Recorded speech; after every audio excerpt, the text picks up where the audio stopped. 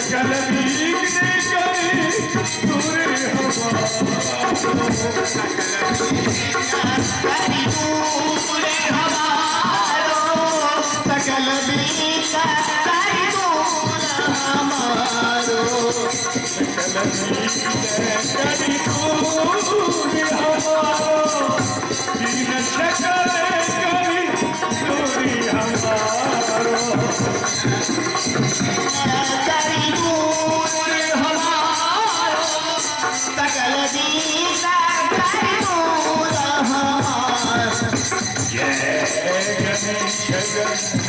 नाथ दया करी जय गणेश नाथ दया सकल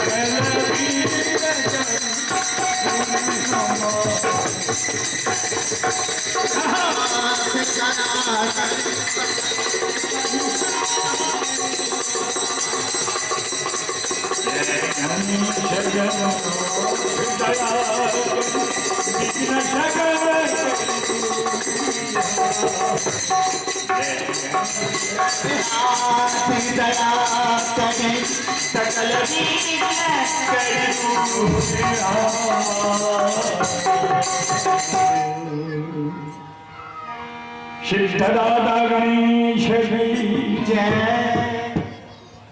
अभी माँ की वंदना से मेरा सेवा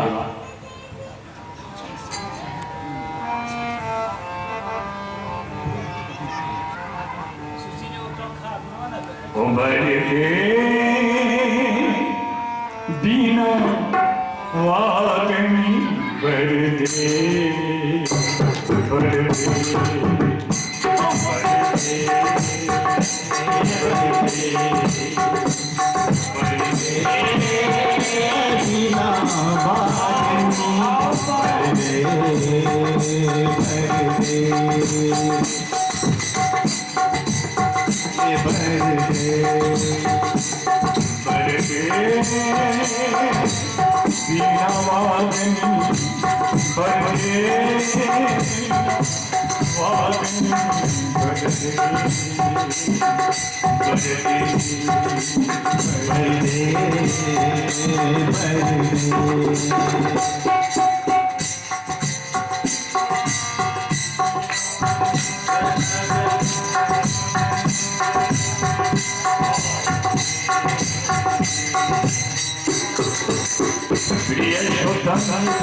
अमृतम भारत में पुष्ट ग्राहने पछारा गजराज को पुष्ट ग्राहने पछारा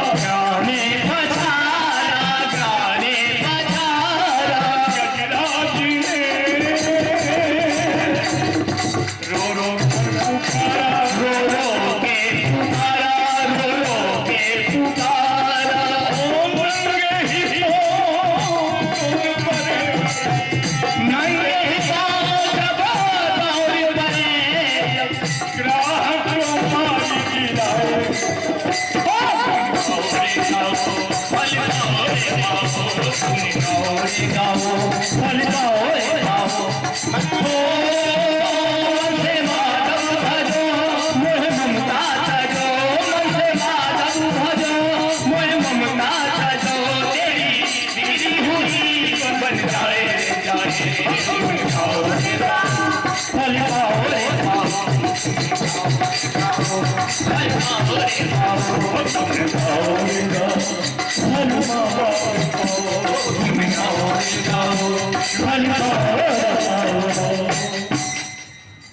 भक्त और भगवान जय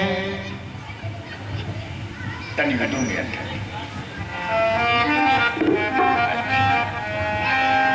मैं दास घनश्याम का ही बनूंगा मैं दास घनश्याम का ही बनूंगा चाहे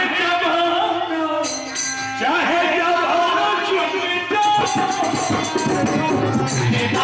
घनश्याम का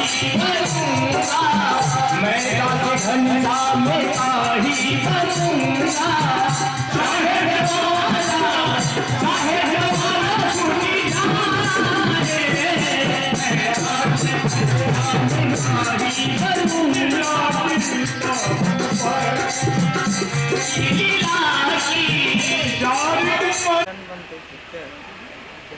कंदर्पकोटिकमनीय किशोरमूर्तिं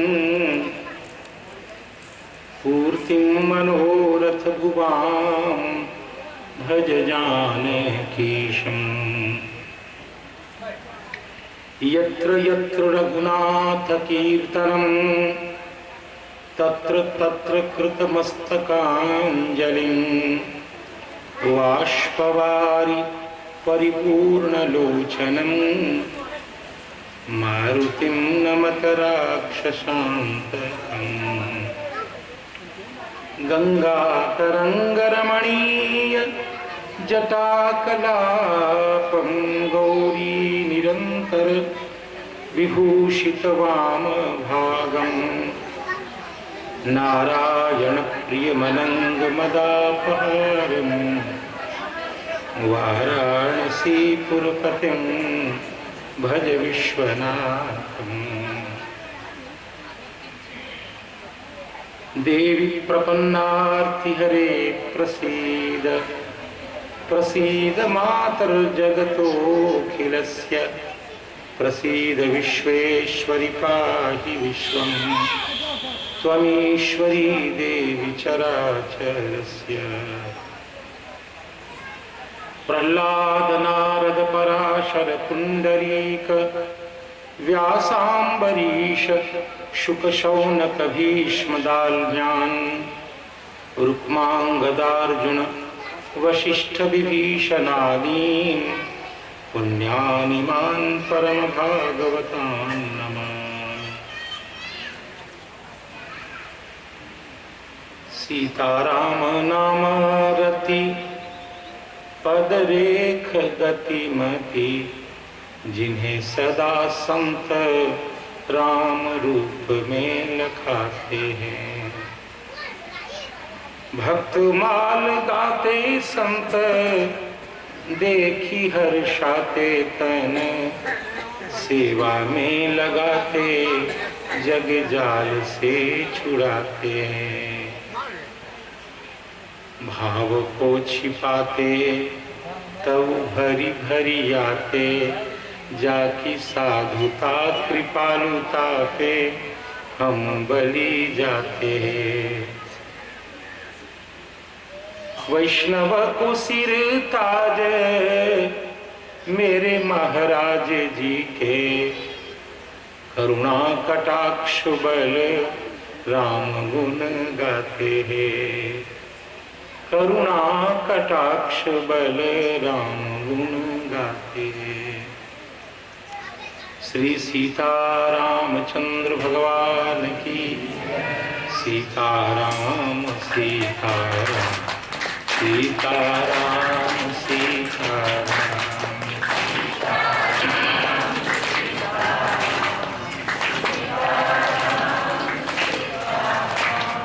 राधे श्याम राधे श्याम राधे श्याम राधे श्याम।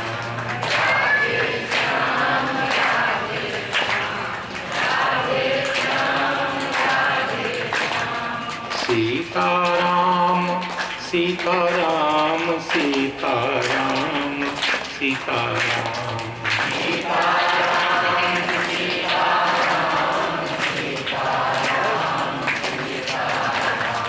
राधे श्याम राधे श्याम राधे श्याम राधे श्याम।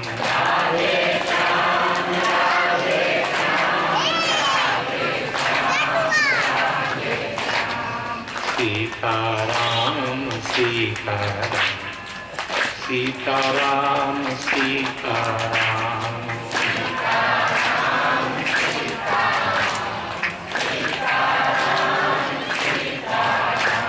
राधे श्याम राधे श्याम राधे श्याम राधे श्याम।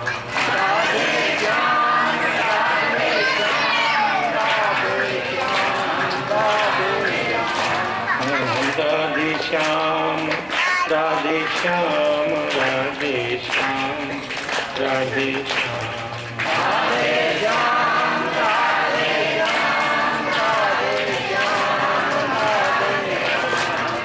सीताराम सीताराम सीताराम सीताराम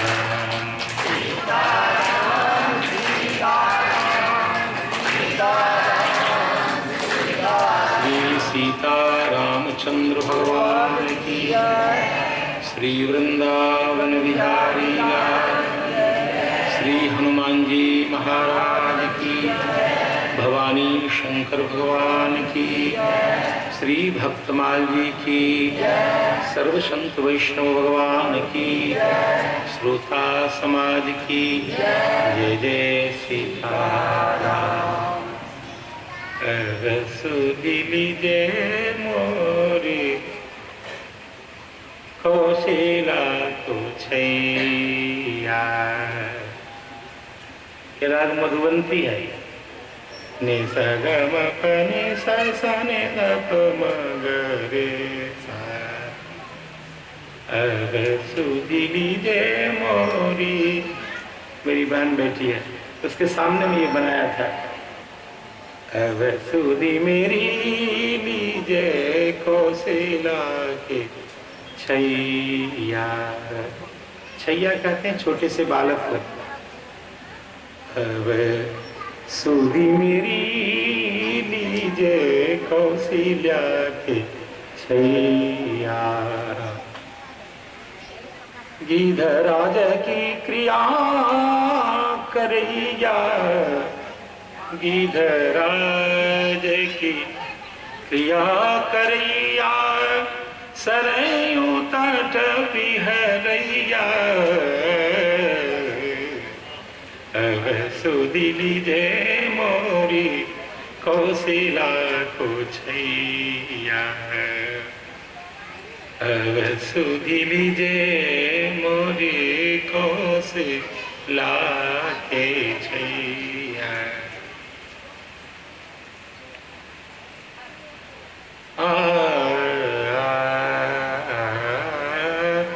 हे नाथ जानकी नाथ रे सा। इसमें इतना सही है, मीड इसको बोलते हैं रे सा। इतना सही सौष्ठव चमत्कार है। रे सा और कोई विशेष दम नहीं है। रे अब सुदिली जे मोरी कौशिला को छैया। धीरे दबा करके झपताल दबा करके धीरे धा धीरे धा। अब सुदिली जे मोरी कौशिला को छैया।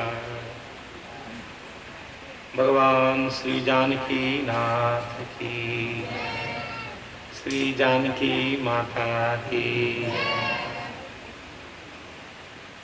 भगवान के लाडले लाल भक्तों के मंगल में चरित्र में अवगाहन करने के लिए प्रेम से अनुग्रह पूर्वक पधारे हमारे इस पवित्र गांव के कथा रसिक जन, आसपास के गांव से पधारे हुए भगवान के प्रेम में पागल हुए कथा रस के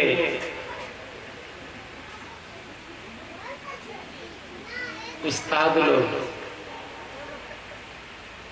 ऐसे भागवत में कथा रसिकों के लिए बहुत विचित्र शब्द का प्रयोग हुआ है, लंपट। भागवत जी में मेरा शब्द नहीं है, भगवान वेद व्यास लिखते हैं श्री भागवत पीयूष पानाय रस लंपटाः। ये शास्त्र में लिखा हुआ है। जो भगवान के कथा रसिक होते हैं उनको लंपट कहा गया, लेकिन वो लंपट नहीं है जो समाज में देखे जाते हैं। इस लंपट में सबसे प्रथम नाम हनुमान जी महाराज का है। ये वो लंपट बना है इसके सबसे बड़े लंपट भगवान भूत भावन शंकर है, श्री हनुमान जी महाराज। वो लंपट, जब मैंने आपको लंपट कहा तो बहुत बड़ी उपाधि दी है, बहुत छोटी उपाधि नहीं है। जो उपाधि हनुमान जी को मिल चुकी है, श्री भागवत पीयूष पानाय रस लंपटा। तो ऐसे लंपट लोग भगवान और भगवान की भक्ति में पागल जो भक्तराज हैं, उनके मंगलमय चरित्र के श्रवण के लिए आए मेरे अत्यंत समादरणीय संत जन, विद्वत जन, आदरणीय जन और हमारे अनुज जन। और अभी आप श्रवण कर रहे थे इस क्षेत्र के उस परंपरा के गायक को, व्याकुल महाराज की जो परंपरा थी, श्री बिंदु जी की जो परंपरा थी, पूज्य चरण श्री विंदेश्वरी बाबू की जो परंपरा थी,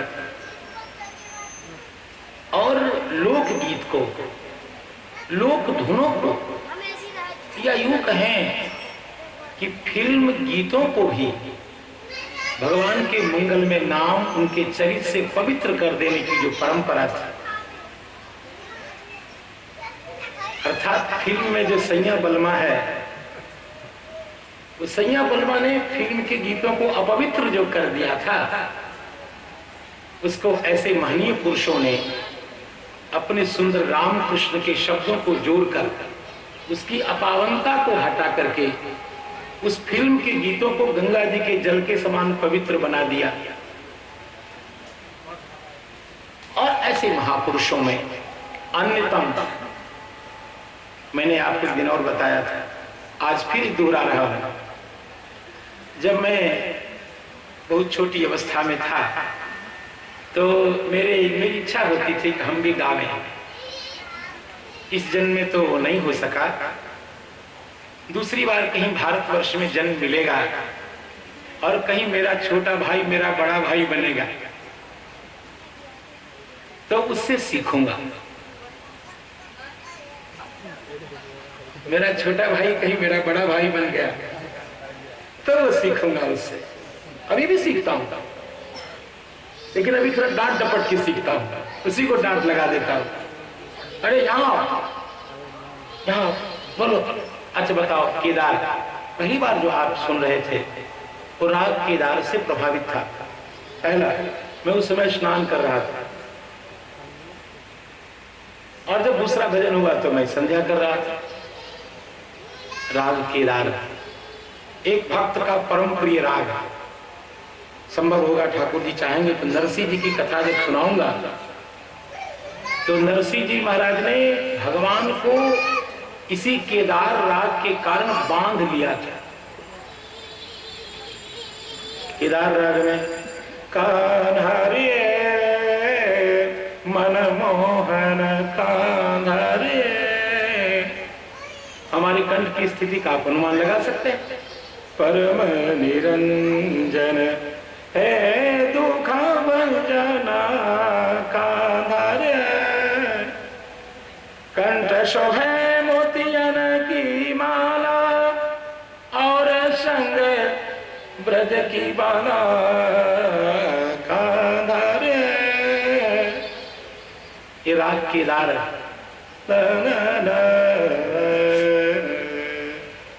इतनी सी लोच है इसमें, कई सुर को वर्जित करते हुए गाया जाता है।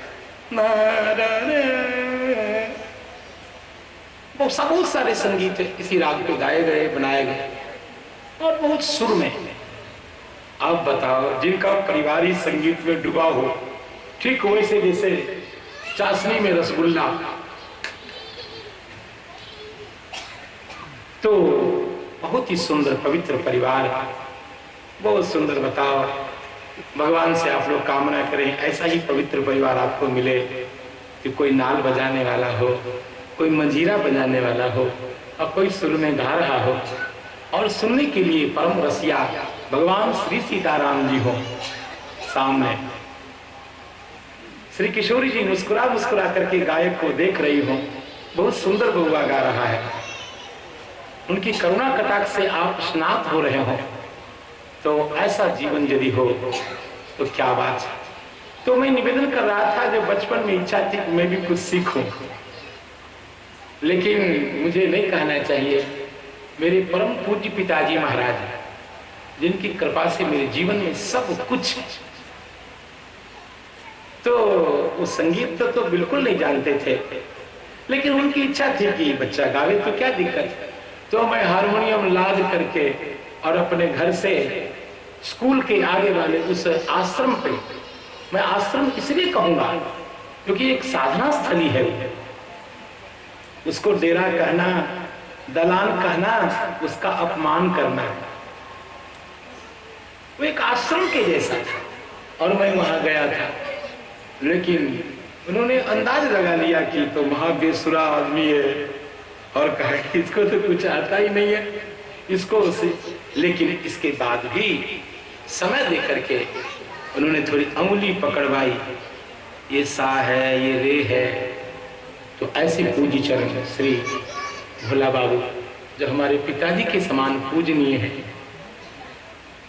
और उन्होंने सारे गामा पे हारमोनियम की पटरियों पर मेरी अंगुली रखने के लिए सिखाया।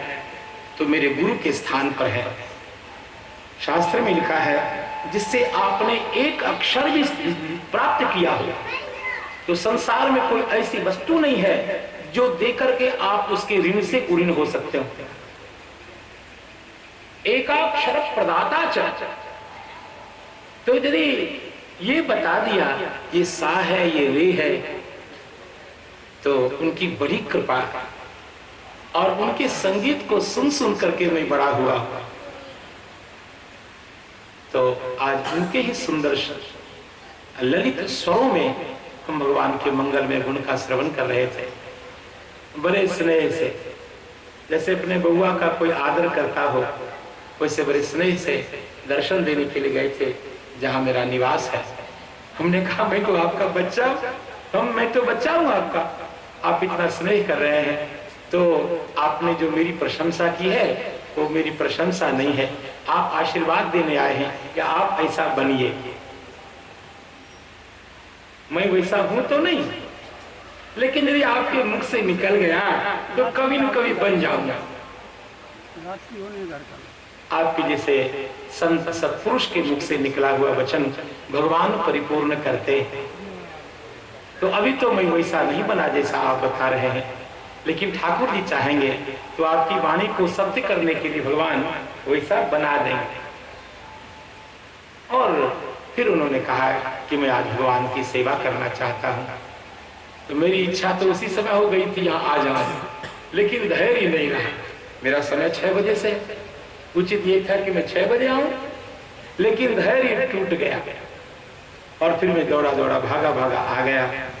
सुनने की बड़ी इच्छा थी, और उनकी कृपा से मैंने उनके सुंदर स्वरों से परिपूर्ण भगवान की जो संगीतमयी माला है, जो उन्होंने भगवान जानकी नाथ के कंठ में डाला है, बस उसका मैंने अवलोकन किया, उसकी सुंदरता का अवलोकन किया, उसके सुंदर सुगंधी का रसास्वादन किया, और धन्य धन्य हुआ। मैं उनके उपकार से उपकृत हुआ हूँ। उनको पुनः एक बार यहीं से प्रणाम करता हूँ। और अपने छोटे छोटे भाइयों को, क्योंकि यहाँ बैठा हूँ तो इनमें से और तो सब छोटे ही हैं, एक अरुण भाई मुझसे अवस्था में बड़े हैं, तो अरुण भाई को प्रणाम, और इन छोटे छोटे को आशीर्वाद कि भगवान इनके कंठ में वो सुंदरता दें जो भगवान सीताराम जी की मंगलमय स्तुति। देखो मैं थोड़ा बदमाश हूँ, मैं जब भी अपनी बात कहता हूँ तो मैं अपनी माँ को नहीं भूलता, श्री सीता जी को कभी नहीं भूलता। आपने देखा होगा कि श्री सीता जी से मैं मंगलाचरण आरंभ करता हूँ, और मेरे जीवन में यदि कुछ है तो उसी पराम्बा की कृपा है। यदि मैं अभी झूठ बोल रहा हूँ तो मेरे मस्तक पर वज्र गिर जाएगा। केवल केवल केवल मिथिलेश राज दुलारी श्री सीता जी की कृपा है, जगदम्बा भगवती श्री राम वल्लभा की कृपा है। और उन्हीं को प्रणाम करके आपकी वांगमयी सेवा करता हूँ।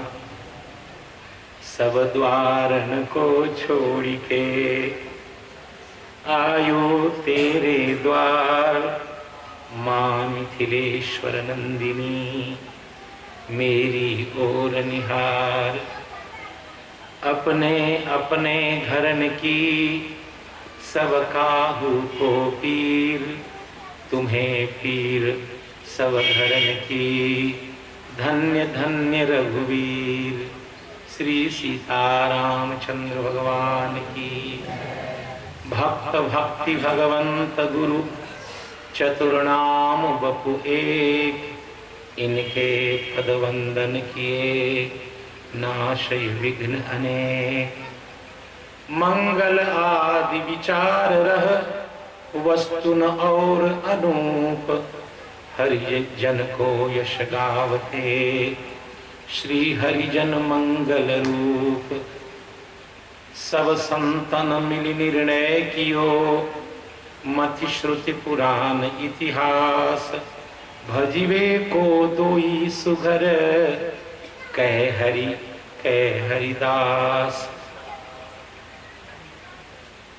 चार जुगन में भक्त जे, तिनके पग की धूरी।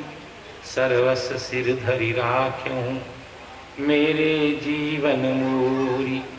हरिजू भले विराजिए, कथा सुनिए इतिहास। तुम श्रोता या भक्त माल के, तुम पद रज मम आस। संत सभा झांकी नहीं, किया न हरि गुणगान। नारायण तू कवन विधि, अब चाहे कल्याण। श्री जानकी नाथ भगवान की, श्री अंजनी नंदन भगवान की, श्री उमा महेश्वर भगवान की। प्रेमी कथा रसिको, हम श्री रामानुजाचार्य महाराज के परम पावन चरित्र को प्रणाम करते हैं। यह जो हमारा भारतवर्ष है, जिस प्रकार संतों की भूमि है, वैसे ये भारतवर्ष आचार्यों की भूमि है। संत और आचार्य में कोई विशेष अंतर नहीं है। हमारा धर्म दो भाग में विभक्त है, एक प्रवृत्ति परायण धर्म, एक निवृत्ति परायण धर्म। एक में वर्णाश्रम धर्म और आश्रमात् आश्रमं गच्छेत् की परंपरा का आदर है, और दूसरे में यदहरेव विरजेत तदहरेव प्रव्रजेत की परंपरा का आदर है। जिस क्षण वैराग्य हो जाए उसी क्षण घर छोड़ दे। और भगवान की कृपा से बाल बच्चे, घर गृहस्थी, विवाह इसके चक्कर से दूर रहते हुए बचपन से ही भगवान की भक्ति में लग जाने वाले जो साधु संत हैं, वह निवृत्ति धर्म के अनुयायी माने जाते हैं। यद्यपि उनके लिए कोई धर्म नहीं है, ऐसा नहीं है। वर्णाश्रम धर्म की मर्यादा का परिपालन उनके लिए भी अनिवार्य है, लेकिन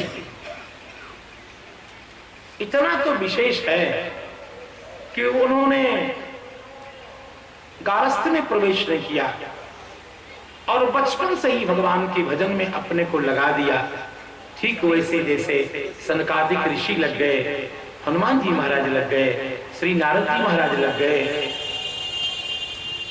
तो ये इनकी भी एक अपनी परंपरा है, उसको वैराग्य की परंपरा कहते हैं, सन्यास की परंपरा कहते हैं, अवधूत संतों की परंपरा कहते हैं, बीतराग संतों की परंपरा कहते हैं।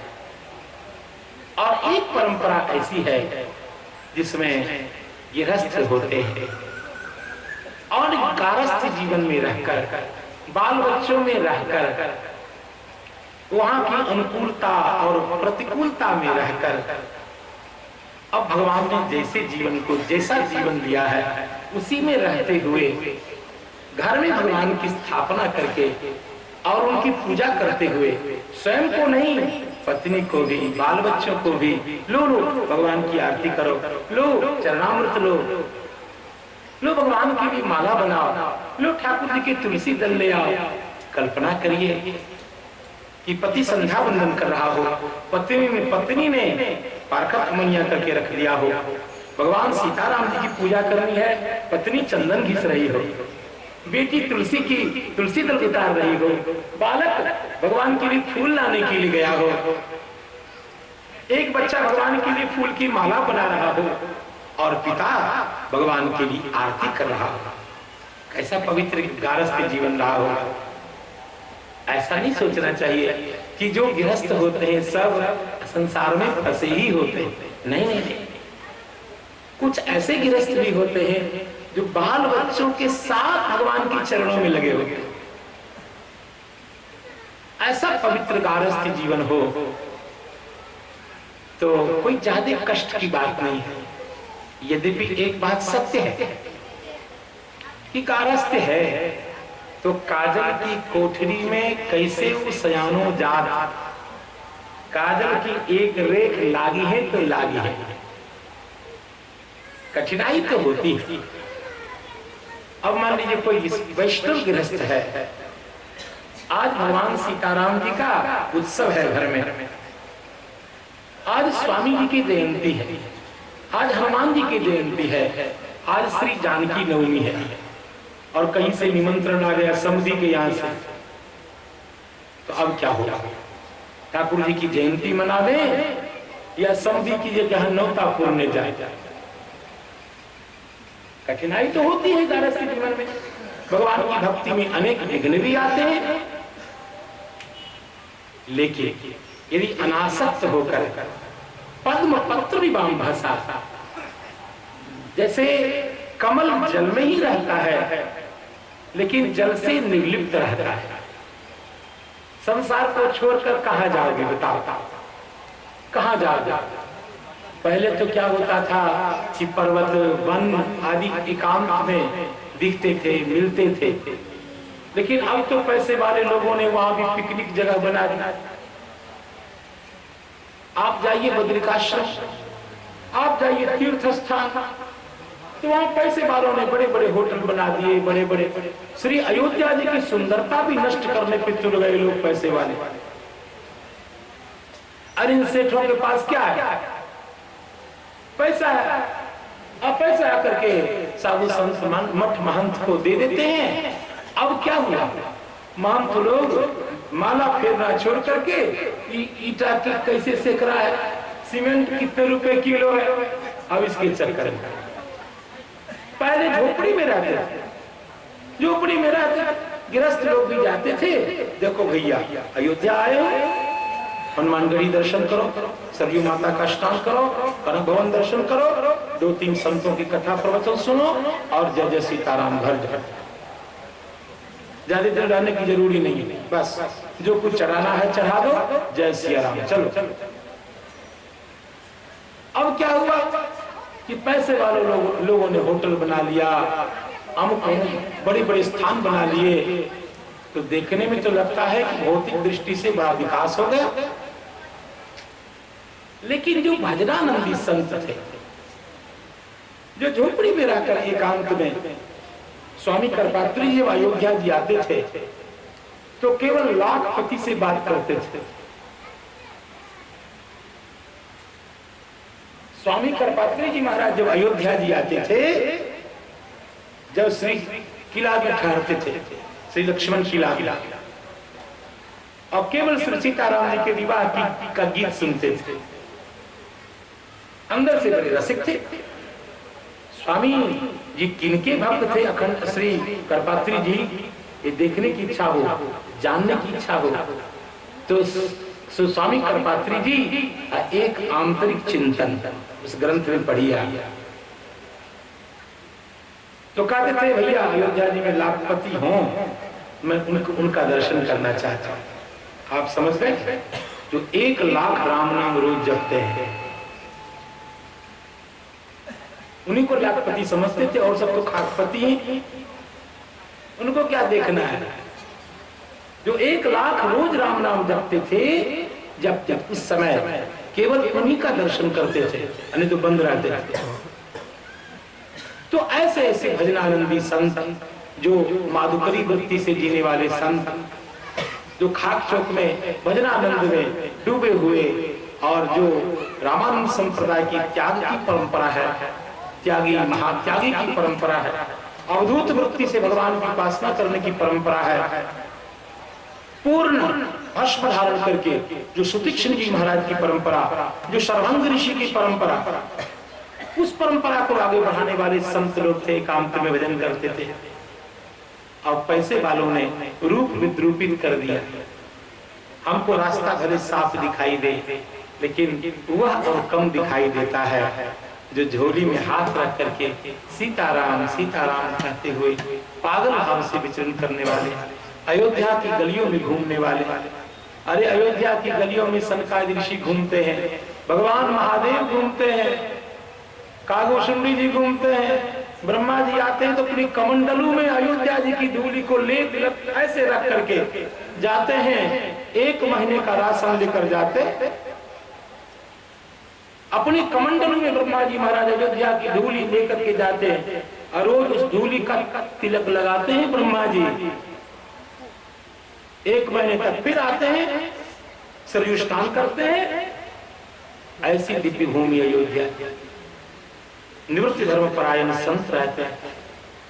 तो हमारे धर्म में, सनातन धर्म वैदिक धर्म में 2 शाखा है, प्रवृत्ति धर्म की शाखा, निवृत्ति धर्म की शाखा। देखिए इधर 2 महात्मा जो हैं आपको दिख रहे हैं, ये निवृत्ति धर्म परायण है, और इधर जो श्री पंडित जी महाराज और ये सब प्रवृत्ति धर्म के संत लोग हैं। वर्णाश्रम धर्म के आधार पर अपने जीवन को जीते हुए, साधना करते हुए धीरे धीरे भगवान के चरण कमल की ओर बढ़ रहे हैं। और इधर पूर्ण अवधूत वृत्ति से रहने वाले, जिनका दर्शन करके मेरा मन उत्साहित हो जाता है, बाबा श्री गोपाल दास जी महाराज। इन्होंने करुणा करके यहाँ पदार्पण किया है। मैंने निवेदन किया था, महाराज जी हमारे जन्मभूमि वाली बात है, तो बड़े स्नेह से आश्वासन दिया था, और अपने आश्वासन को सत्य करने के लिए पधारे हैं। तो दोनों धर्म की दोनों शाखाओं को प्रणाम करता हूँ, और भक्तों के उस चरित्र में प्रवेश करता हूँ जिसको श्री रामानुजाचार्य का परम पावन चरित्र कहते हैं। ये बात मैंने इसलिए कही, श्री रामानुजाचार्य जी का जो पूर्वकालिक जीवन है वो गारस्थ्यमय जीवन था। उस समय वो प्रवृत्ति धर्म में विराजमान थे, और जब उत्कट वैराग्य हुआ तो त्रिदंड धारण उन्होंने किया, संन्यास धारण किया, और निवृत्ति धर्म परायण संतों का जैसा जीवन होता है वैसा जीवन। आचार्य का मतलब ये नहीं कि वो गृहस्थ है, ना ना, कई आचार्य होते, संप्रदायाचार्य, कई संप्रदायाचार्य गृहस्थ होते, जैसे स्वामी श्री वल्लभाचार्य जी महाराज। भगवान का ही आदेश है, तो आप बाल बच्चों में रहकर मेरी भक्ति करेंगे। आप श्री वल्लभाचार्य जी की परंपरा को जानकर, उनके पुत्र हुए विठल लाल जी। वल्लभाचार्य जी विवाह नहीं कर रहे थे ना, हम बाल बच्चे के चक्कर में नहीं पड़ेंगे ना। भगवान ने अनशन करके इनको प्रसन्न किया, आचार्य जी विवाह करना कोई पाप नहीं है। यदि ये पाप होता तो भगवान राम और कृष्ण ही विवाह नहीं करते। यह एक 16 संस्कारों में संस्कार है, और हमारी इच्छा है कि आप गृहस्थों के आदर्श बने। श्री वल्लभाचार्य ने साफ मना कर दिया भगवान के मुंह पे, आप भगवान है, बहुत अच्छी बात होती थी भगवान से, लेकिन हम आपकी बात नहीं मानेंगे। तब बालकृष्ण लाल ने कहा, मानिए आचार्य जी, मेरी इच्छा। बहुत जब कहा तो वल्लभाचार्य ने कहा, आप मेरे बेटे बनेंगे? भगवान ने कहा, ठीक, हम आपके पुत्र बनेंगे। तो भगवान बालकुंद स्वयं उनके पुत्र बनकर आए विठलनाथ जी के रूप में, और विठलनाथ जी महाराज लिखे नहीं भजनानंदी बचपन से ही एकदम विवाह नहीं करना। यहां भी भगवान वैसे आचार्य जी का नहीं, ऐसे नहीं होगा। अंतिम में उन्होंने भी वचन दिया कि 5 वर्ष की अवस्था तक आपके पुत्रों में मेरा भाव रहेगा। और उनके जितने पुत्र हुए, यदुनाथ, रघुनाथ गोस्वामी, यदुनाथ गोस्वामी, ऐसे पुत्र हुए अनेक। एक बार गोस्वामी तुलसीदास जी महाराज विठलनाथ जी महाराज का दर्शन करने गए श्रीनाथ द्वारा उदयपुर राजस्थान। तुलसीदास जी महाराज तो विठलनाथ जी का दर्शन किया गोस्वामी जी ने। तो विठलनाथ जी ने अपने छोटे छोटे बच्चों को बुलाया, देखो तुलसीदास जी आए हैं। उसमें एक बालक का नाम था रघुनाथ, का बेटा रघुनाथ, देखो देखो तुलसीदास जी आए हैं, इनको जरा अपना दर्शन दे दो। वही दिव्य रूप भगवान राघव के रूप में, दिव्य रूप में परिणत हो गए, धनुष्मान लेकर अयोध्या आए। तुलसीदास जी साष्टांग दंडवत प्रणाम किए। गृहस्थ के घर में भगवान बउआ बन के खेल रहे हैं, झुनझुना बजा रहे हैं भगवान। श्रीमद गोस्वामी तुलसीदास जी ने संकेत किया है विठलनाथ जी के यहाँ रघुनाथ जी नाम के जो उनके बालक का अयोध्या जी से आए हैं आपका दर्शन करने के लिए, दर्शन दे दो इनको। और श्री रघुनाथ जी से अयोध्या नाम भगवान धनुष्मान लेकर प्रकट हो गए। तुलसीदास जी ने कहा, अच्छा सरकार आप साष्टांग दंडवत प्रणाम किया। विठलनाथ जी की जो उपासना पद्धति थी वो वात्सल्य रस की उपासना थी। ये पुष्टि मार्ग है, और पुष्टि मार्ग में भगवान की बाल रूप की उपासना होती है। ठीक भी है। भगवान जब बड़े हो जाते हैं तो बड़े नखरेबाज हो जाते हैं। भगवान बाल रूप में जब रहते हैं लाल जी के रूप में, तो बच्चे को फुसलाने में कितनी देर लगती है। एक टॉफी दे दो बच्चा हंस देगा। इसीलिए बाल रूप में भगवान को प्रसन्न करना बहुत आसान है।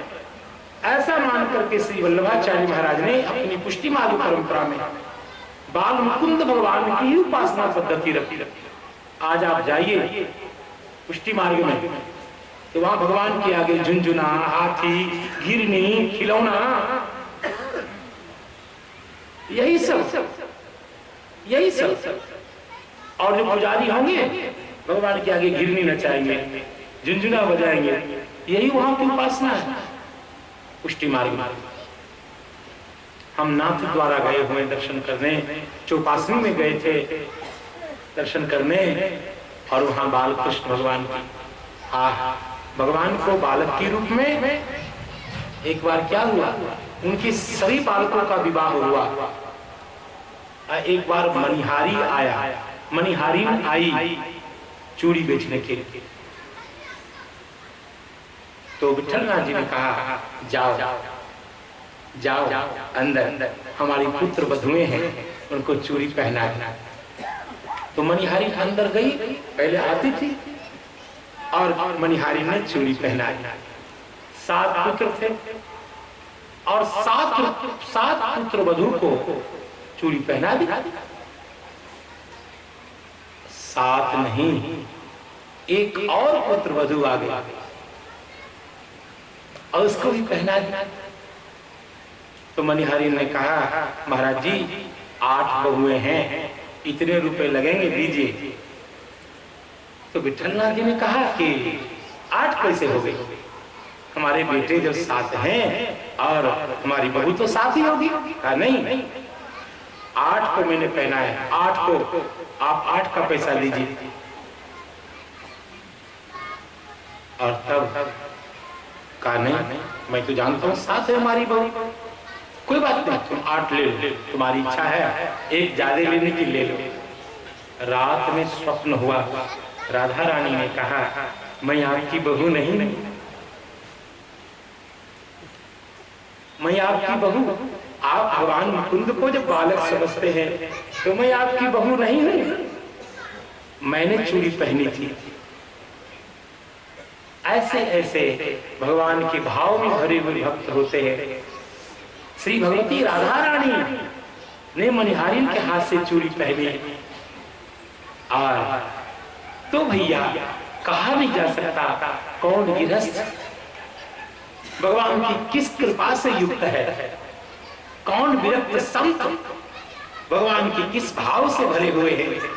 इसलिए ये बहुत सौभाग्य की बात है हमारे गांव के लिए कि प्रवृत्ति धर्म की भी परंपरा आपको दिखाई दे रही है और निवृत्ति धर्म के भी दो गंगा का प्रवाह यहाँ आप देख रहे हैं। तो सांगो पांग धर्म हमारे साथ और इन दोनों धर्म के महापुरुषों ने इस बालक को अपनी गोद में बिठा रखा है। हम प्रणाम करते हैं और रामानुजाचार्य के चरित्र में प्रवेश करते हैं। सीताराम जय सीताराम, राधे श्याम जय राधे श्याम, श्री रामानुजाचार्य भगवान की।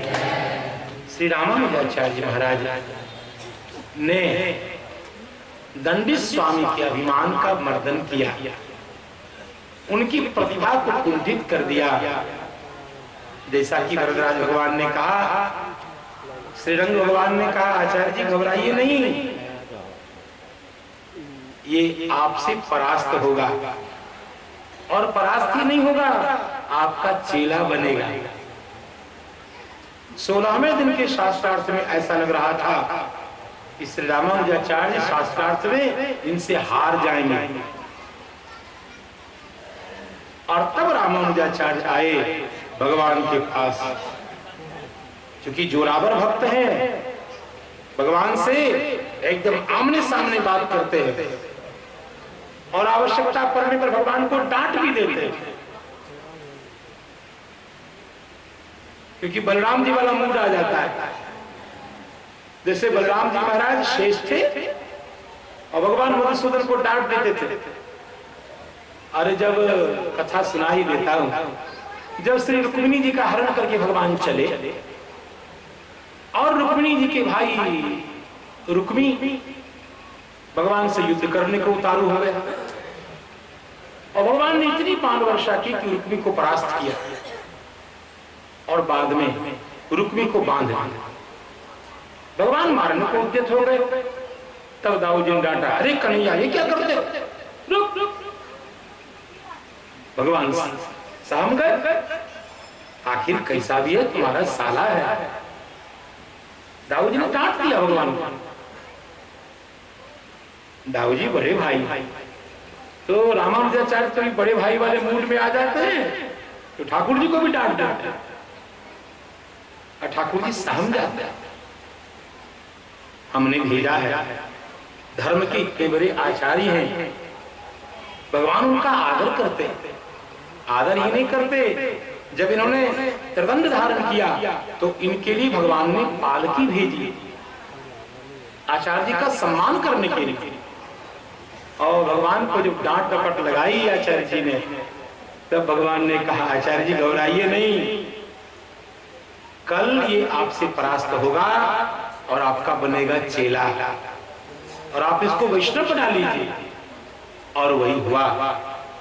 17वें दिन भगवान रामानुजाचार्य अपने स्वरूप में आ गए, 1000 मुख वाले स्वरूप में आ गए।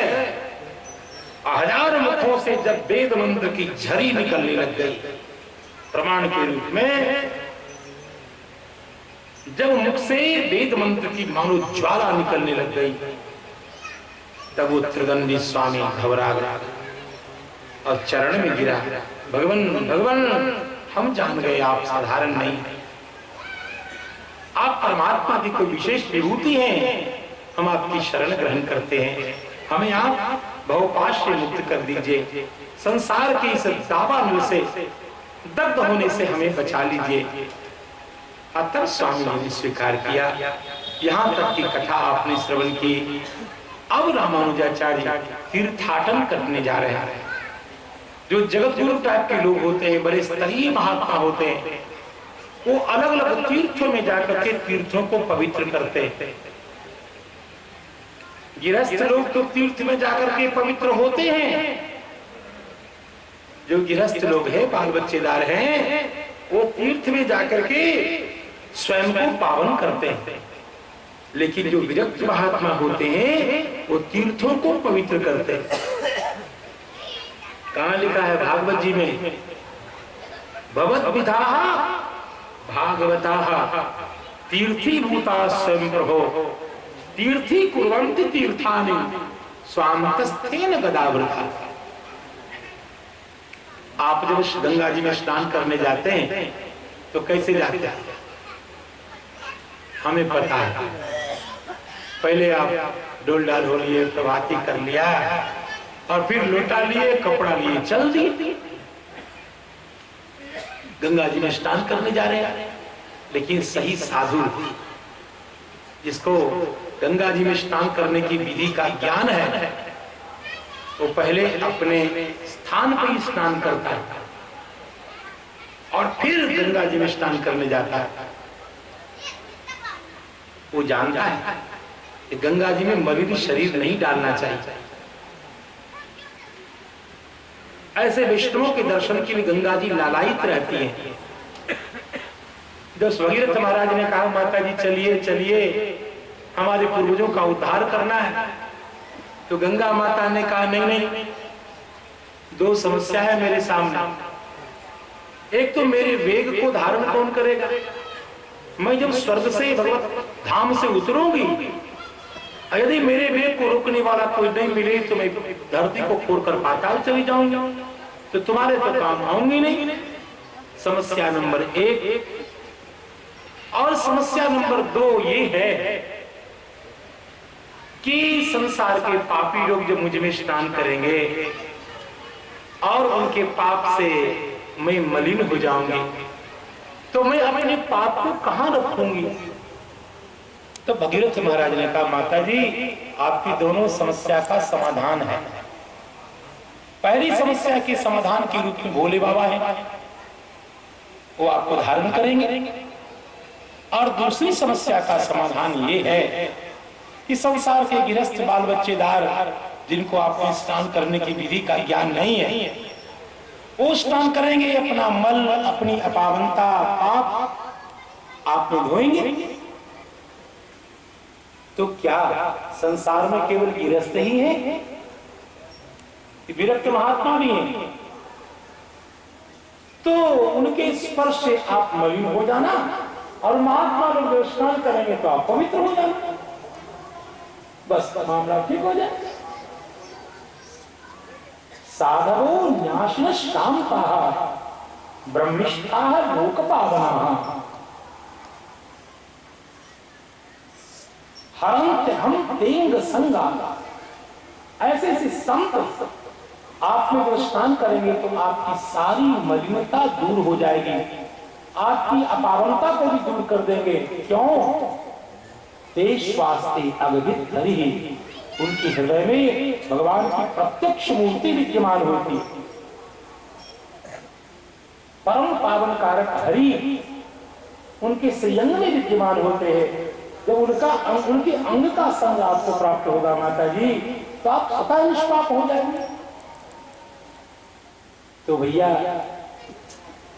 तीर्थों को पावन करते हैं संत, और इसीलिए जैसे कान की शोभा कर्ण फूल से, वैसे तीर्थों की शोभा संतों से।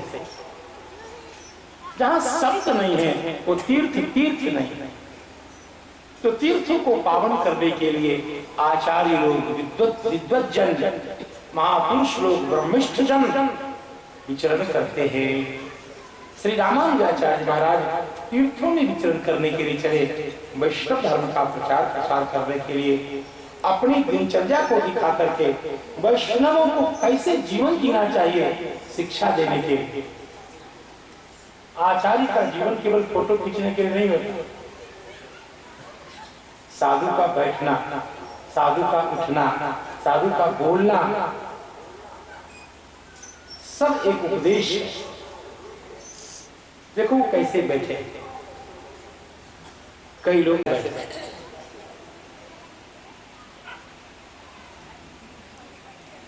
वैष्णवों को ऐसा आसन नहीं लगाना चाहिए, ये अभिमान का आसन। वैष्णवों की सही मुद्रा यही है, यही मुद्रा हनुमान जी की है।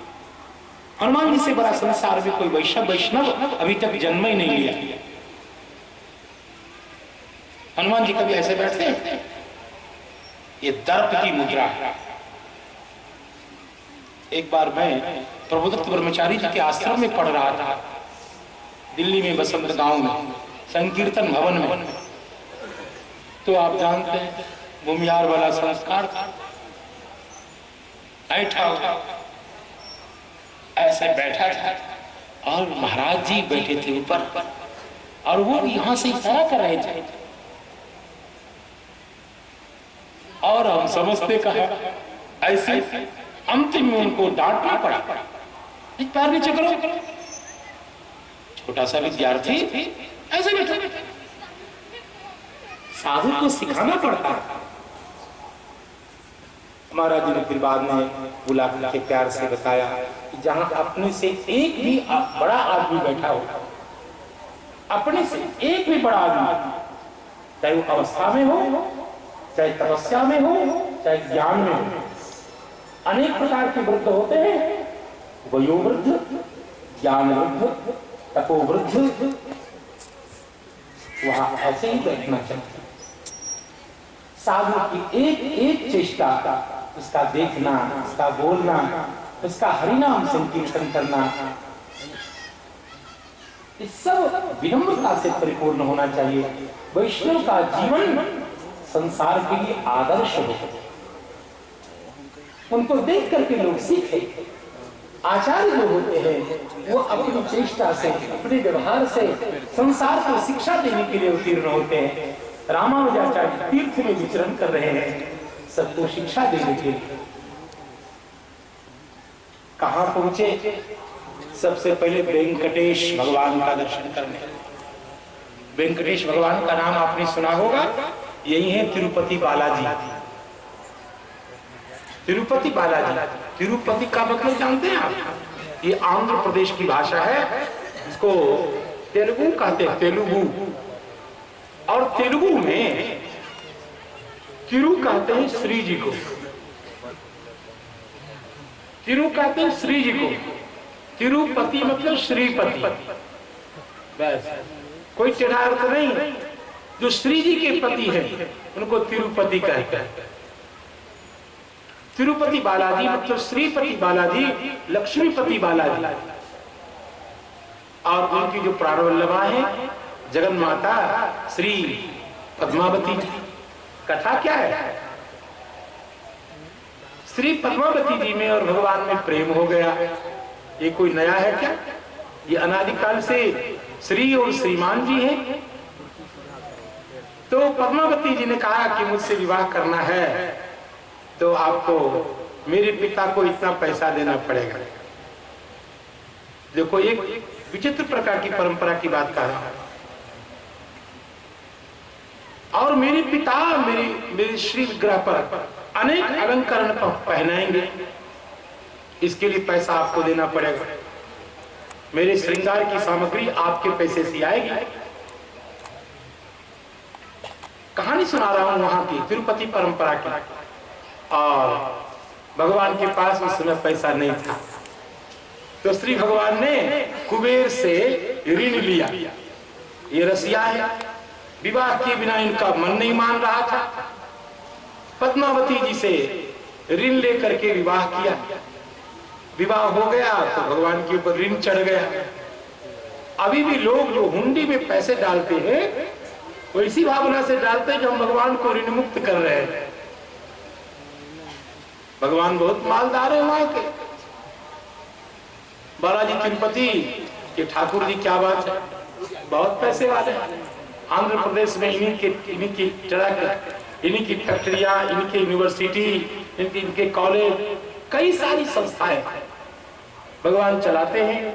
हजारों हजार ब्राह्मण लाखों लाख कर्मचारी इनके अधीन काम करते हैं, इतने लोगों को रोजी रोटी मिली हुई है, भगवान का बहुत बड़ा काम है वहां। एक बार क्या हुआ, दोनों पति पत्नी में खटपट हो गए। ठाकुर जी का चरित्र सुना रहा, पद्मावती जी भगवती साक्षात महालक्ष्मी नीचे आ गई। तिरुपति और ठाकुर जी रहे तिरुमला में। यदि आप गए हो तो आपको दृश्य सामने आ गया होगा। अब तिरुपति जो भगवती महालक्ष्मी श्री पद्मावती जी हैं वो नीचे है, ठाकुर जी अकेले बाबा जी के समान ऊपर है। अब दोनों पति पत्नी में जिद क्या है, भगवान कहते हैं यदि मेरे पास आपको आना है तो आप आ जाइए। पद्मावती जी कहती है कि नहीं, आपको मुझे ले जाना है तो आप आदर से ऊपर से नीचे आइए तब मैं जाऊंगी।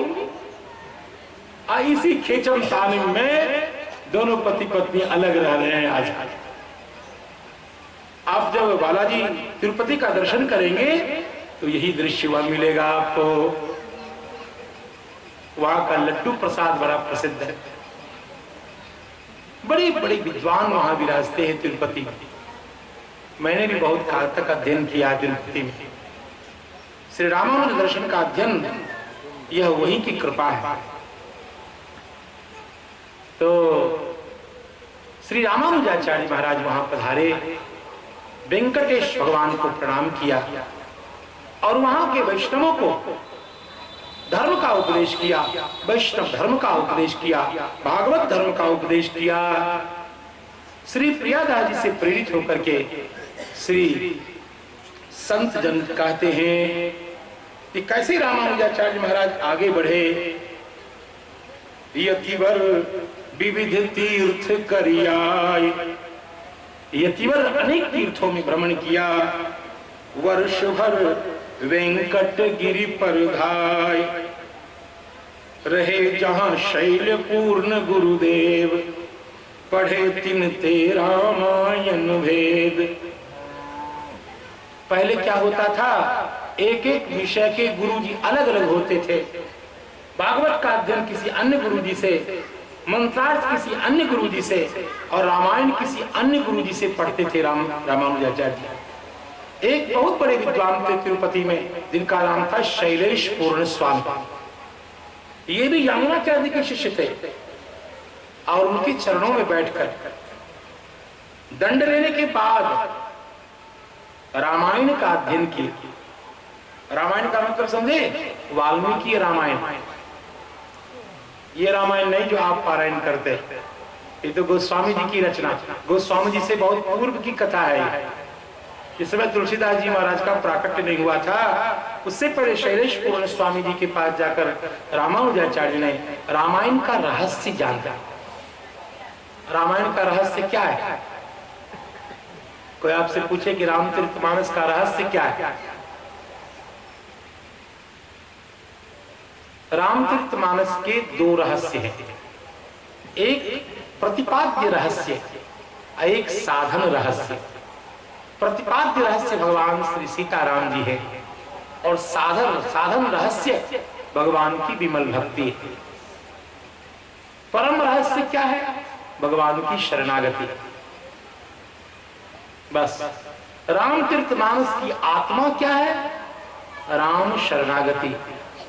बस आप देखेंगे सारे पात्र राम जी के चरण की ओर दौड़ रहे हैं, चाहे विभीषण जी हो, सुग्रीव जी हो, हनुमान जी हो, दशरथ जी हो, कौशल्या जी हो, जनक जी हो, कोई भी जी हो, सबका प्रवाह राम चरण कमल की ओर। इसलिए राम कथा का सार है राम चरण कमल की प्रीति। यदि ये संपादित नहीं हुई, इसका मतलब रामायण का अर्थ आपको एकदम समझ में नहीं आया। तुलसीदास जी महाराज कहते हैं, यह मह आदि मध्य अवसाना, यह मह आदि। इस रामायण के आदि में, मध्य में, अवसान यानी समाप्ति में एक ही तत्व का निरूपण है। गोस्वामी जी स्वयं कहते हैं, प्रभु प्रतिपाद्य राम भगवाना, श्री राम भगवान हैं, श्री राम जी पूर्ण ब्रह्म परमात्मा हैं, वही सेव्य है, वही परम शरण्य है। उनके चरण कमल के आश्रय से ही अविद्या की निवृत्ति होगी, माया के प्रभाव से आप बचेंगे और सदा सदा के लिए मुक्त हो जाएंगे। यही रामचरितमानस का सार है। और इसी बात को बताने के लिए अनेक कहानी, कथा, आख्यान, उपाख्यान, लेकिन मूल वस्तु यही और यही सार श्री शैलेश पूर्ण स्वामी जी महाराज के द्वारा रामानुजाचार्य महाराज ने प्राप्त किया। उसके बाद श्री रामानुजाचार्य को लगा कि अपने गुरु जी के गुरु जी परम गुरु यामुनाचार्य जी को जो वचन दिया है, उस वचन को सत्य करने के लिए ब्रह्म सूत्र पर भाष्य लिखना अनिवार्य है। भाष्य तब तक नहीं लिखा जाएगा, शंकराचार्य महाराज इससे पहले भाष्य लिख चुके हैं, लेकिन शंकराचार्य के भाष्य का खंडन करना पड़ेगा। आप नया सिद्धांत रखेंगे तो पूर्वाचार्य का खंडन करना पड़ेगा। शंकराचार्य ने शांकर भाष्य में जो कुछ लिखा उससे सिद्ध होता है कि जीवात्मा परमात्मा एक है और संपूर्ण कर्म संन्यास के द्वारा, निष्कर्म के द्वारा मोक्ष प्राप्त होता है। अर्थात वैष्णवों को चिढ़ किस बात की है? शिखा सूत्र का जो छेदन है संन्यास में, तो वैष्णवाचार्य कहते हैं कि वेद का सार है भगवान की भक्ति। तो भगवान की भक्ति के लिए, वैदिक मार्ग के अनुष्ठान के लिए हम शिखा सूत्र का छेदन करेंगे तो भगवान की सेवा के लायक ही नहीं बचेंगे। इसलिए वैष्णव संन्यास जो होता है वो त्रिदंड धारण करते समय भी शिखा सूत्र का छेदन नहीं होता। ये अंतर है, आधारभूत अंतर है। शंकराचार्य कहते हैं कि आपको निष्कर्म सिद्धि के लिए शिखा सूत्र का छेदन करना पड़ेगा। जब तक आप कर्म में लगे रहेंगे तब तक आपको ज्ञान मार्ग का अधिकार प्राप्त नहीं होगा। जब तक ज्ञान मार्ग में आपको प्रवेश नहीं मिलेगा तब तक आपको मुक्ति नहीं मिलेगी। ऐसा सिद्धांत है शंकराचार्य का। वैष्णवाचार्य का कहना है कि मोक्षदाता भगवान हरि हैं। मोक्ष में कौन देगा? भगवान देंगे। भगवान की प्रसन्नता का प्रधान कारण है भक्ति। भक्ति यानी सेवा, और सेवा करने के लिए शिखा सूत्र छेदन की कोई आवश्यकता नहीं है। हम अंतिम श्वास तक शिखा सूत्र धारण करेंगे। घर गृहस्थी से अलग होने के बाद भी, संन्यास धारण करने के बाद भी, संपूर्ण बालकालिक नैष्ठिक ब्रह्मचर्य धारण करने के बाद भी हम शिखा सूत्र का छेदन नहीं करेंगे। ये आधारभूत अंतर है।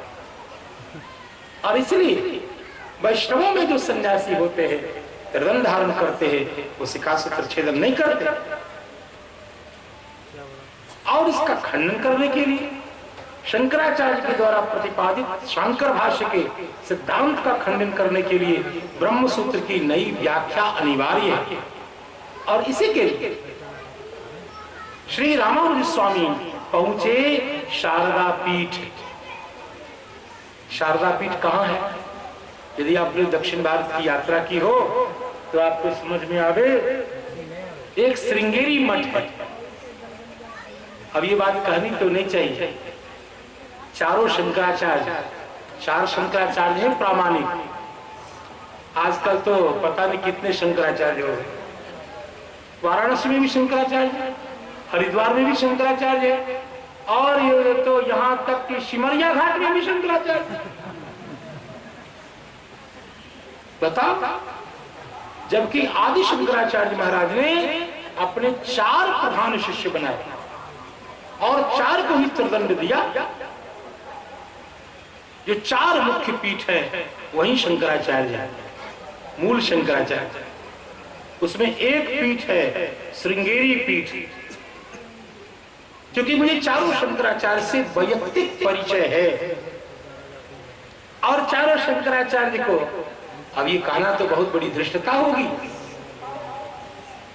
लेकिन चारों शंकराचार्य में जो विद्वान शंकराचार्य हैं, बहुत ज्यादा विद्वान, वो श्रृंगेरी के शंकराचार्य। ऐसे हम बिहार से जुड़े हैं इसलिए निश्चलानंद जी को बहुत बड़ा विद्वान कहेंगे। लेकिन क्या बात, वो शेर न्याय वेदांत का। एक बार दिल्ली में बसंत विहार में विद्वानों का शास्त्रार्थ हुआ। हमारे पूज्य गुरु जी बुलाए गए। अध्यास में गुरु जी का व्याख्यान हो रहा था। धर धर धर धर धर धर धर धर धर धर धर। राजधानी एक्सप्रेस के समान संस्कृत में गुरु जी अध्यास का निरूपण कर रहे थे। और उसके बाद शंकराचार्य जी ने कहा, आचार्यवर, आपकी भाषा समझने वाले भारत में कितने हैं, मैं कुछ बोलूं। अजब प्रौढ़ शंकराचार्य महाराज प्रौढ़ पांडित्यपूर्ण बोलने लग गए। तो बड़े से बड़े विद्वान को समझ में नहीं आ रहा था भगवत्पाद कह क्या रहे हैं। अभिनव सच्चिदानंद तीर्थ जी के कृपापात्र भारती तीर्थ जी अभी वहां विद्यमान है। वो शारदा पीठ श्रृंगेरी मठ, और वहां रामानुजाचार्य पहुंचे, शास्त्रार्थ किया, परास्त किया। और वहां एक वृत्ति थी, उस वृत्ति का नाम है बोधायन वृत्ति। मैं रामानंदी महात्माओं को निवेदन कर रहा हूं कि बोधायनाचार्य आपकी परंपरा के, आपकी परंपरा में जब गुरु परंपरा का वर्णन होगा तो सुखदेव भगवान के शिष्य माने गए बोधायनाचार्य, जिनका एक नाम है पुरुषोत्तमाचार्य, वो हमारी गुरु परंपरा में। और उन्होंने एक वृत्ति लिखी जिसका नाम है बोधायन वृत्ति। बोधायन वृत्ति को प्राप्त करने के बाद उनको श्रीभाष्य लिखने में बड़ी सुविधा हुई, और तब श्रीभाष्य की रचना की। कहा जाता है, आचार्य चरण कहते हैं,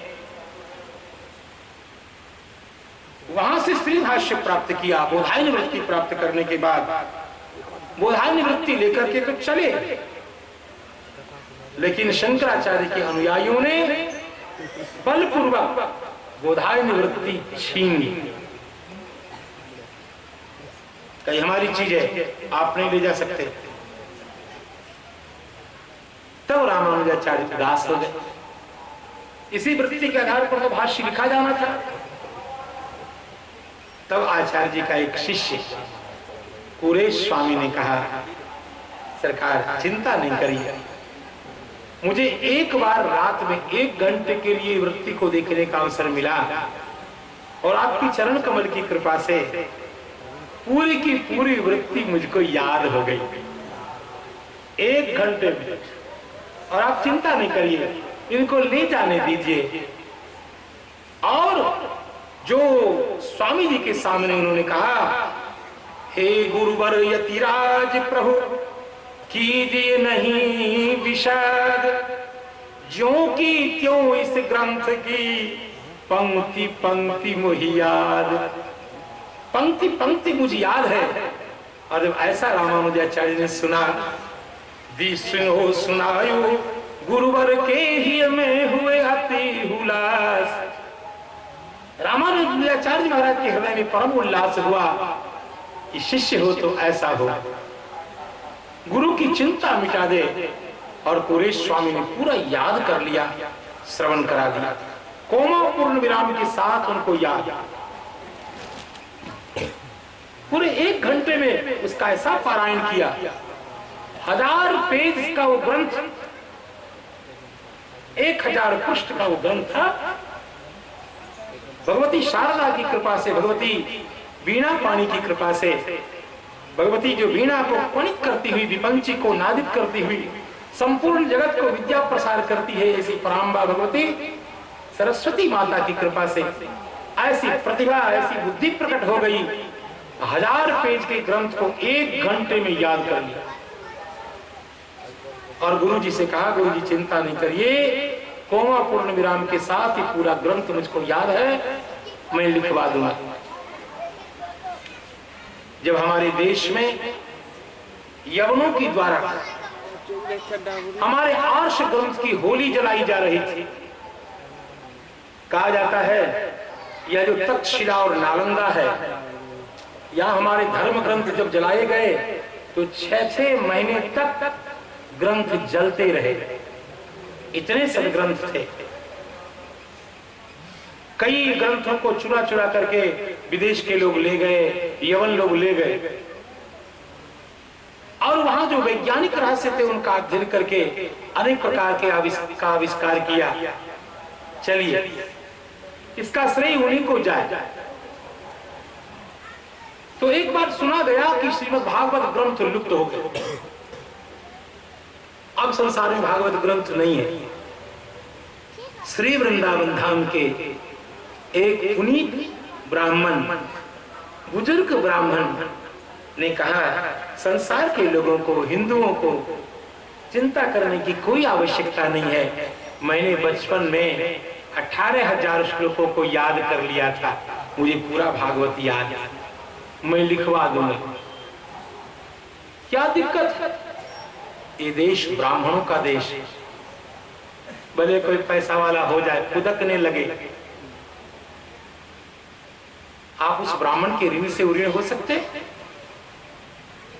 देश से महान ग्रंथ लुप्त हो गया, और वो ब्राह्मण ने कहा कि मैंने एक मुट्ठी चना खा खा करके, एक गिलास जल पी पी करके इस ग्रंथ को याद किया, और 18,000 श्लोक को याद कर लिया। और मुझे याद है, ग्रंथ जल गया या ग्रंथ लुप्त हो गया, चिंता करने की बात नहीं है। कागज कलम लेकर के बैठो, मैं पूरा का पूरा 18,000 श्लोक लिखवा दूंगा। बताओ कैसी मेधा इस देश की रही, कैसी प्रतिभा इस देश की रही। आज हम अपनी सारी प्रतिभा, सारी मेधा कंप्यूटर में लगा रहे हैं, टेलीविजन देखने में लगा रहे हैं, और इधर उधर की बातों में लगा रहे हैं। हमारी मेधा बितर गई, तितर बितर हो गई। हम कहीं फोकस नहीं डाल पा रहे, एक जगह कहीं मन को केंद्रित नहीं कर पा रहे हैं, इसलिए हम बहुत सफल नहीं हो पा रहे।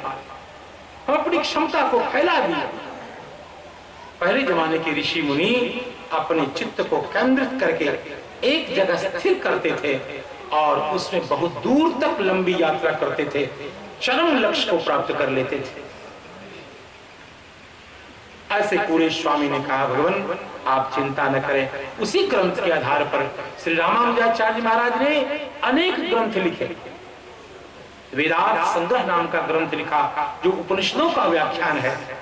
श्री भाष्य, जो ब्रह्म सूत्र का व्याख्यान है, जिसको मैंने अपने पूज्यपाद सद्गुरुदेव भगवान श्री रामानुज ताताचार्य जी महाराज के चरणों में बैठकर 2 साल तक बैठ करके इस ग्रंथ का अध्ययन किया है।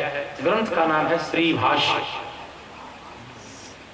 उसके बाद गद्य त्रय रामानुजाचार्य की कृति है, वेदार्थ प्रदीप, ये उनकी रचना है, और एक रचना गीता भाष्य। तो तीनों प्रस्थानों पर स्वामी जी ने भाष्य की रचना की और सिद्धांत की स्थापना की, विशिष्टाद्वैत।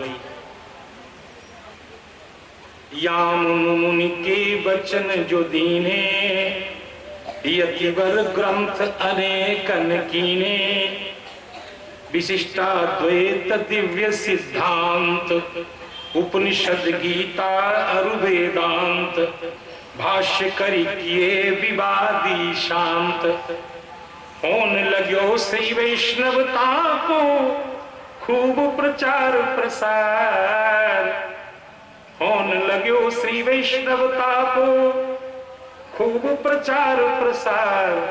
स्वामी रामानुज आचार्य जगत में प्रगट शेष अवतार।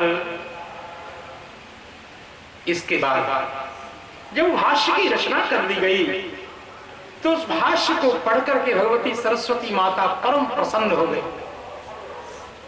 एक बार भगवती सरस्वती माता ने आचार्य जी को बुला करके कहा, आचार्यवर, आपने जो मंत्र का व्याख्यान किया, कप्या श्रुति का जो व्याख्यान किया, इस प्रकार के अन्यान्य व्याख्यान करके हमें आह्लादित करिए।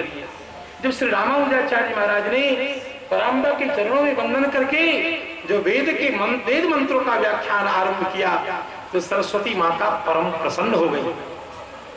शुक्लाम ब्रह्म विचार सार परमाम आद्याम जगद्व्यापिनी वीणा पुस्तकधारिणी अभयदां जात्यान्धकारापहां हस्ते स्फाटिकमालिकां विदधतीं पद्मासने संस्थितां वन्दे तां परमेश्वरीं भगवतीं बुद्धिप्रदां शारदाम्।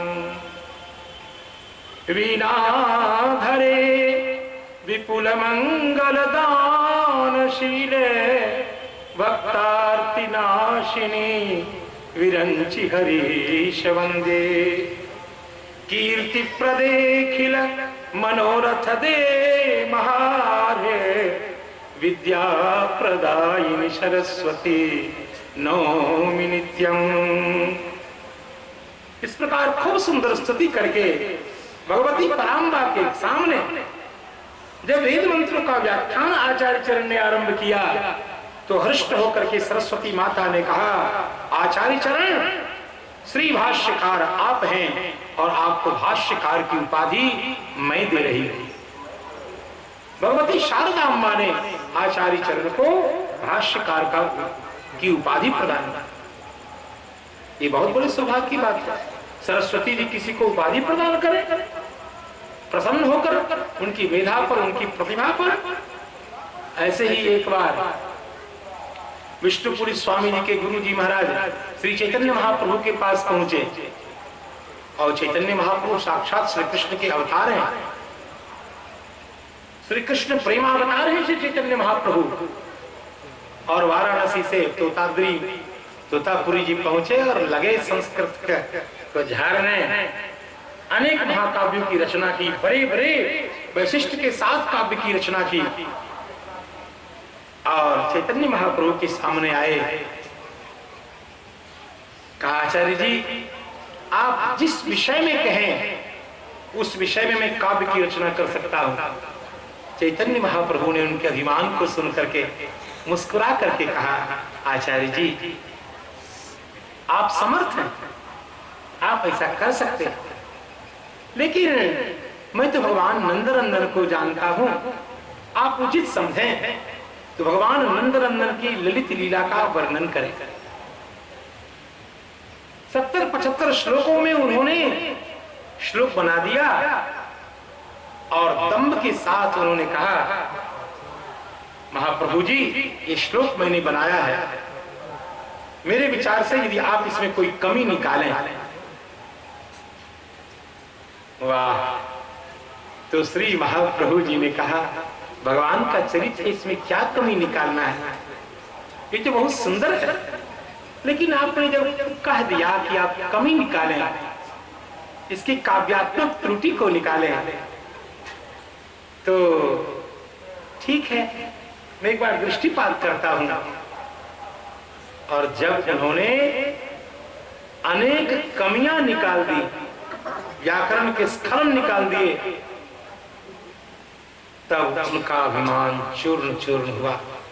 सरस्वती माता के उपासक थे वो। रात में भगवती शारदांबे के चरणों में झुक गए और कहा, मां, संसार से हमें जीत दिला दी और एक छोटे से बालक से हरवा दिया। संपूर्ण दिशाओं को जीतता हुआ मैं आया नवद्वीप, और एक नन्हे से बालक ने हमें परास्त कर दिया, उससे हरवा दिया। तो सरस्वती माता ने कहा, वो नन्हे से बालक नहीं है, वो साक्षात कृष्णचंद्र हैं। श्री चैतन्य महाप्रभु एक गौरांग देव साक्षात कृष्ण हैं। जाओ जाओ, उनके चरणों में प्रणाम करो। तुम सौभाग्यशाली हो कि उनका दर्शन तुम्हें प्राप्त हुआ, उनका संभाषण प्राप्त हुआ। वैसे भगवती सरस्वती माता ने आचार्य चरण को श्री भाष्यकार उपाधि से नवाजा, अलंकृत किया, सजा दिया उन्हें। इसके आगे की कथा है, काशी वैके पुरी पधारे, अति प्रसन्न जगदीश निहारे, लखे सेवा में दोष अनेक, कही गहु पांच रात विधि टेक, किंतु पंडन ने सुनी न एक। श्री रामानुजाचार्य काशी में जाकर के दिग्विजय करके काशी के विद्वानों को विशिष्टाद्वैत सिद्धांत स्वीकार करवा के और उसके बाद काशी के विद्वानों को परास्त करके और फिर उनको लगा कि भगवान जगन्नाथ का दर्शन करना चाहिए। तो श्री रामानुजाचार्य जगन्नाथपुरी पहुंचे और जगन्नाथ जी की स्तुति की। कदाचित कालिंदी तट विपिन संगीत करबो, मुधाभिरी नारी वदन कमला स्वाद मधुप, रमाशं सिंधो दया सिंधो बंधो, सकल जगतां सिंधु सुतया, जगन्नाथ स्वामी नयन पथगामी भवतु में। हे जगन्नाथ स्वामी, आप मेरे नयन पथगामी बन जाइए, आप मेरे नयन मार्ग से हृदय में उतर जाइए। ऐसी सुंदर स्तुति श्री रामानुजाचार्य महाराज ने जगन्नाथ स्वामी की। और आचार्य चरण पधारे हैं, बड़े जोरावर भक्त हैं। पंडों ने अंदर दर्शन कराया और रामानुजाचार्य ने जब वहां पंडों की पूजा विधि देखी बड़े नाराज हो गए। अब वहां के पंडे लोगों को पूजा की सही विधि तो ज्ञात नहीं थी। भगवान विष्णु की पूजा पांचरात्र विधि से होनी चाहिए और पांचरात्र विधि की उपेक्षा हो रही थी। न उनको स्नान का, न आचार शुद्धि का कोई आचार विचार नहीं। और बंगाली और उड़िया लोग क्या खाते हैं ये तो कहने की जरूरी नहीं। खान पान तो सब गड़बड़ था ही। इतना ही नहीं, आप जानते हैं कि श्री जगन्नाथ जी का जो श्री विग्रह है वो दारू ब्रह्म कहे जाते हैं। 12 वर्ष पर एक बार उनका कलेवर परिवर्तित होता है। जो काष्ठ का भगवान का श्री विग्रह है, तो पंडा कभी कभी मूड में आते तो उनकी पूजा करते करते उनके माथे पर ही पान लगा करके वहीं पान खा लेते। भगवान के इस मस्तक को टेबल की समझ करके और वही पान लगा करके चुन्ना उन्ना करता और वहीं खा लेते और वहीं ऐसे ऐसे पोछ पार करके फिर पूजा शुरू। रामानुजाचार्य महाराज की दृष्टि गई ना, भगवान की पूजा ऐसे की जाती है। पंडों को डांटा, गलत, तुम लोग पहले पूजा करना सीखो, आचार विचार ठीक करो, चलो मंदिर से बाहर जाओ। पहले सारे पंडों को आचार्य जी रामानुजाचार्य महाराज ने मंदिर से निकाल दिया और अपने विशिष्ट आचार्य शास्त्र के विद्वान आचार्य के साथ 100,000 शिष्य चलते ही थे, सब वैदिक होते थे। पांचरात्र आगम के विशिष्ट ज्ञाता शिष्यों से कह दिया श्री ठाकुर जी की सेवा अब वैदिक विधि से होगी, पांचरात्र आगम पद्धति से होगी, पंडों को निकालो। ये सब कुछ ज्ञान नहीं है, झूठ कोट स्नान ध्यान कुछ नहीं, सारा गलत सब। चलो निकाल दिया। अरे महाराज, सबको निकाल तो दिया, आखिर पंडा है तो भगवान। पंडा बाहर तो आ गए आचार्य के प्रभाव को देखकर, डर के मारे। लेकिन रात में अब भगवान ही उपाय है, भगवान की कृपा से उनके बाल बच्चे पलते। अब क्या हुआ, सारे पंडों में हाहाकार मच गया। रात में सब पंडा जगन्नाथ जी के सिंह द्वार, 4 द्वार है, आप जगन्नाथपुरी गए हो तो चारों द्वारों पे जाकर के सब उड़िया भाषा में भगवान को सुनाने लगे। एका तुम भक्त जीवन, ये उड़िया भाषा का संगीत। उड़िया लोग भगवान जगन्नाथ जी की स्तुति करते हैं। एका तुम भक्त जीवन, भक्त निमंते तोरा शंख चक्र चिन्ह, शंख चक्र चिन्ह। पिता मम गल पुआ मम ब्रह्मणी एकुले जलमेली हिंदू न खाए मो पानी हिंदू न खाए पानी एक तुम भक्त जीवन। उड़िया लोग ऐसे मंदिर के पीछे बैठ बैठ करके भगवान को मनाने लगे और रोने लग गए। उड़िया गाते हैं जगन्नाथियार श्री महाप्रसाद मोते Pagar कोलारो by Mote Pagar कोलारो by. हमारे मित्र लोगों में कई उड़िया हैं। ऐसे उड़िया जब गाते हैं तो मैं सुनते सुनते मुझे याद हो गई